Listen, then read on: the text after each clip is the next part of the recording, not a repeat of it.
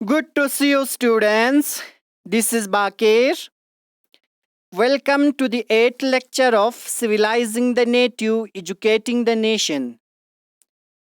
Students, अगर आपके पास नया बुक है तो chapter number 7 civilising the native educating the nation.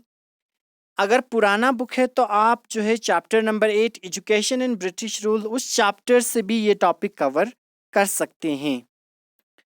आपको कंफ्यूज होने की ज़रूरत नहीं है। बहुत सारे स्टूडेंट्स हैं जिनको कंफ्यूज हुआ है कि पुराना हमारे पास नया बुक नहीं है, पुराना ही है, तो आप पुराने से भी कवर कर सकते हैं, कोई प्रॉब्लम नहीं है। लास्ट लेक्चर की मदद से हमने देखा था कि जब वुड डिस्पैच को चार्ल्स वुड के द्वारा इशू किया गया था इंडिया में, तो सबसे ज़्यादा benefit that was for the European learning, ना कि ओरिएंटल लर्निंग के लिए हो रहे थे। One of the practical use the dispatch pointed to was economic। सबसे ज़्यादा प्रैक्टिकल यूज़ जो था डिस्पैच का वो था इकोनॉमिकली बहुत ज़्यादा प्रैक्टिकल यूज़ हम देख सकते हैं। European learning itself would enable Indians to recognize the advantages that flow from expansion of trade and commerce।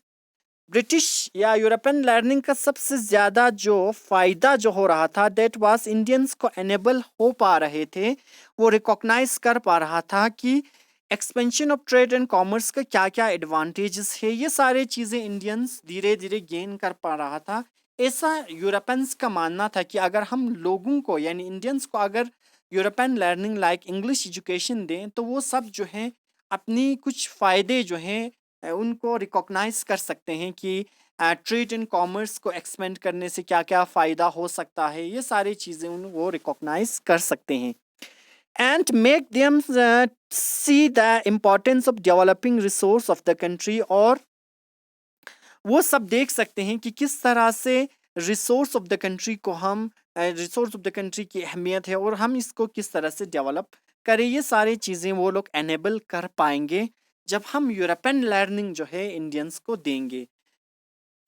Make them see the importance of developing resource of the country, और किस तरह से हमें resource को डेवलप करना है, इसकी क्या अहमियत है, ये सारी चीज़ें वो रिकॉग्नाइज कर सकते हैं। Introducing them the Europeans way of life would change their taste and desires. अगर हम उनको यूरोपियन वेज ऑफ लाइफ अगर इंट्रोड्यूस करें तो उनके टेस्ट, डिज़ायर और भी बहुत सारे चीज़ें जो है वो चेंज हो सकते हैं and create a demand for British goods. और ब्रिटिश गुड्स के डिमांड जो है वो क्रिएट कर सकते हैं। For Indians would begin to appreciate and buy things they were produced in Europe. इसके बाद इंडियंस जो है अप्रिशिएट कर सकते हैं यूरोपियन चीज़ों के बारे में, यूरोपियन चीज़ों के लिए, और वो लोग जो यूरोपियन प्रोड्यूस करता है उन चीज़ को ख़रीद सकते हैं। ऐसा ब्रिटिशर्स का मानना था। Would Dispatch also argued that European learning would improve the moral character of Indians? Wood dispatch ये भी आर्ग्यू करते थे कि यूरोपियन लर्निंग से जो है इंडियंस की मॉरल कैरेक्टर जो है वो धीरे धीरे इम्प्रूव हो सकते हैं। It would make them truthful and honest. अगर हम यूरोपियन लर्निंग्स इंडियंस को देंगे तो वो लोग एनेबल हो पाएंगे कि ट्रूथफुल क्या है, ऑनेस्टी क्या है, ये सारी चीज़ें वो लोग रिकॉग्नाइज कर सकते हैं। And the supply a company with civil servants who could be trusted depend upon. और उसके बाद जो कंपनी सप्लाई करेगा सिविल सर्वेंट्स, उनके ऊपर वो लोग ट्रस्ट कर सकते हैं, डिपेंड हो सकते हैं। ऐसा ब्रिटिशर्स का मानना था। The literature of the East was not only full of grave errors. Britishers का मानना था कि जो ईस्ट के लिटरेचर है, जो इंडियन या अरबिक्स जो लिटरेचर्स हैं, वो फुल ऑफ ग्रेव एरर्स से भरा हुआ है, बहुत सारे मिस्टेक्स हैं, बहुत सारे गलतियों से भरा हुआ है। It would not instil in people sense of duty, commitment to work. अगर ये चीज़ें जो है या ईस्टर्न या ओरिएंटल जो लर्निंग अगर इंडियंस को सिखाया जाए तो उनके अंदर कोई सेंस ऑफ ड्यूटी नहीं होगा, कोई वो कमिटमेंट नहीं करेंगे कि क्या काम करना है, क्या नहीं करना है, क्या सही है, क्या गलत। ये सारी चीज़ें वो लोग रिकॉग्नाइज नहीं कर सकेंगे। Nor it could be develop the skill of required administration. ना कि अगर हम ईस्टर्न लिटरेचर या ईस्टर्न चीज़ों को लोगों को पढ़ाया जाए, आम लोगों को, तो वो अपने अंदर जो है कोई भी स्किल जो डेवलप नहीं कर सकते हैं रिगार्डिंग द एडमिनिस्ट्रेशन के रिगार्डिंग कोई भी स्किल डेवलप नहीं कर सकते हैं जो कि एडमिनिस्ट्रेशन के लिए रिक्वायर होता है। बल्कि हमें क्या चाहिए, हमें ज़्यादा से ज़्यादा जो है इंडियंस को यूरोपियन वे ऑफ लर्निंग सिखाने चाहिए, ताकि उनके अंदर भी जो है एक डेवलपमेंट आ सके, वो लोग भी रिकॉग्नाइज कर सकें कि क्या सही है और क्या गलत। Following the 1854 dispatch of several measures were introduced by the British. इसके बाद 1854 के बाद बहुत सारे मेजर्स को जो है ब्रिटिश के द्वारा इंट्रोड्यूस किया गया। 1854 के जो वो डिस्पैच थे उसमें Education departments of the government were set up and extend control over the matters regarding education. Education departments को हर जगह सेटअप किया गया, कंट्रोल को एक्सटेंड किया गया। मैटर ऑफ एजुकेशन के रिगार्डिंग जो है डिपार्टमेंट्स बनाए गए, हर जगह सेटअप हुआ और उनके ऊपर कंट्रोल जो थे हर जगह से जो है एक्सटेंड किए गए।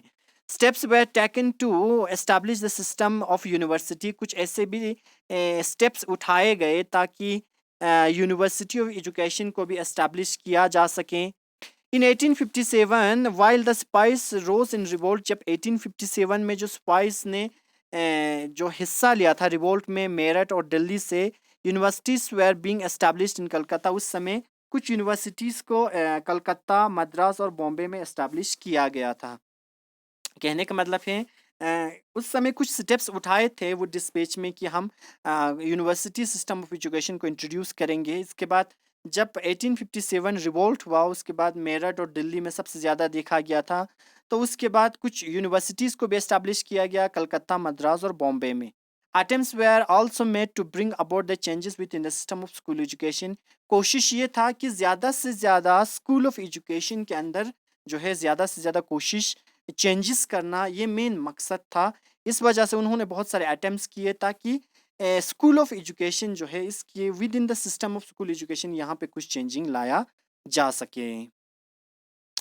So thank you so much students, ये लेक्चर यही पेंट होता है।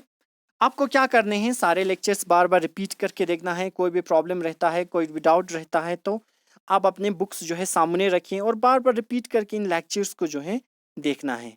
Thank you so much students. Have a good day.